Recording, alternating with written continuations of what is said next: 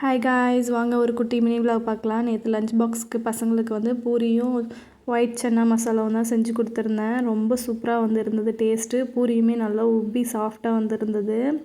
Chana gravy recipe வந்து already share பண்ணியிருக்கேன். இந்த கிரேவி வந்து பூரிக்கு அல்டிமேட்டாக இருக்கும், ரொம்ப சூப்பராக இருக்கும். 2 பேருக்குமே பூரி ரொம்ப பிடிக்கும். அதனால் லஞ்சுக்குமே அதுவே எடுத்துகிட்டு போயிட்டாங்க. பிரேக்ஃபாஸ்ட் சாப்பிட்டு ப்ரௌனி வந்து கத்திகிட்டே இருந்தது. அதுக்கு 2 பிஸ்கெட் பாக்கெட் போட்டு அதுவும் சாப்பிட்டு விளையாடிட்டு இருந்தது. அது வந்து வெஜ்ஜு போட்டால் சாப்பிடவே மாட்டேங்குது. என்றைக்காவது ஒரு நாள் ரொம்ப பசியாக இருந்தால் தான் சாப்பிடுது. மற்ற நாளில் வந்து மீன் கறி, சிக்கன் இந்த மாதிரி தான் கேட்குது. ஏன்னா பக்கத்தில் இருக்கவங்க வந்து மீன் குழம்பு போட்டு பழகி வச்சுட்டாங்க. அது பிஸ்கெட் சாப்பிட்டு விளையாடிட்டு இருந்தது. அதுக்கப்புறம் ஈவினிங் ஆகிடுச்சு. பசங்களை கூப்பிட்டு வர வந்து நான் கிளம்பிட்டேன்.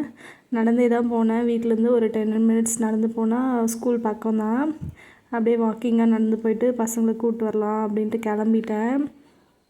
இங்கே கிளைமேட் வந்து வெயிலாக தான் இருக்குது. ரொம்ப